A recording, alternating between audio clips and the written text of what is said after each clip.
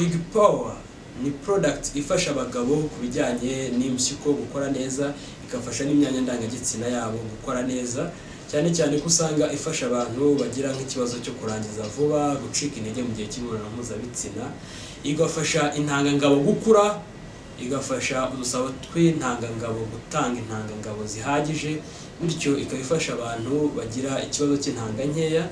Ikindi ni ko ibongerera imbaraga mu gihe cy'imibonano mpuzabitsina, kandi nta ngaruka n'imwe igira ku muntu uyikoresheje kuko 100% ni umwimerere.